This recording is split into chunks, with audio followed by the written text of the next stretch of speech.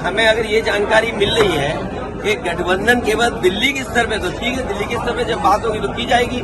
MP सीटों पे अगर बात की जाएगी तब देखा जाएगा।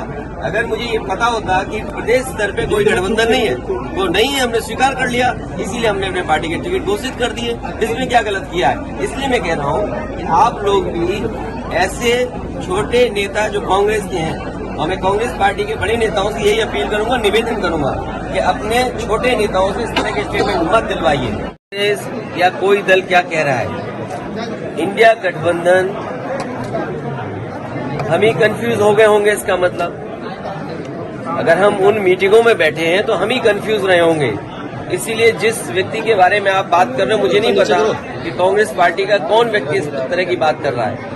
हमें तो ये लगा कि जब मध्य प्रदेश के मुख्यमंत्री जो रहे, पूर्व में कई बार मुख्यमंत्री रहे, उन्होंने मीटिंग बुलाई और पूछा समाजवादी पार्टी से, हमने अपनी पूरी परफॉर्मेंस बताई, किस समय पर समाजवादी पार्टी के विधायक कहाँ जीते हैं, कभी 1 जीते, कभी 2 जीते, कभी 5 जीते, और किस जगह हम नंबर 2 पे रहे।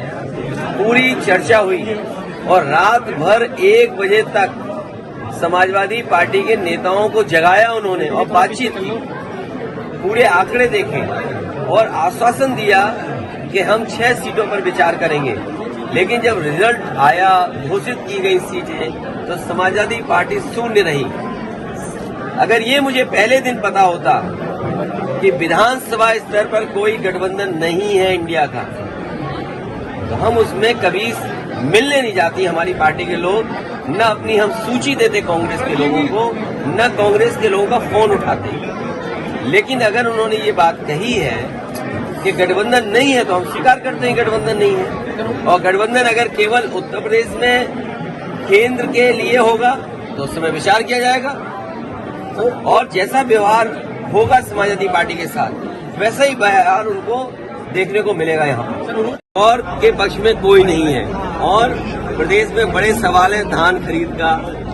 अरे सीतापुर आते हैं तो सीतापुर में हमें सांड पहले दिखाई देते हैं, ये डिवाइडर पे इतना सांड दिखाई दे रहा है जिसकी आप कल्पना नहीं कर सकते। धान खरीदने खड़ा हुआ है खेतों में, धान खड़ा हुआ है खेतों में, क्या धान खरीदने का अभी तक इंतजाम किया है? क्या धान खरीदने की कोई तैयारी की है? आप बताइए, सीतापुर में अगर एक भी धान केंद्र किसानों को खरीद रहा हो धान, तो बताएं हमें आप। शाहजहांपुर जा रहे हैं, मैंने कल भी कहा और मैं कहता हूँ, हमें उम्मीद है कि उन्हें न्याय मिलेगा। मोहम्मद आजम के साथ न्याय मिलेगा,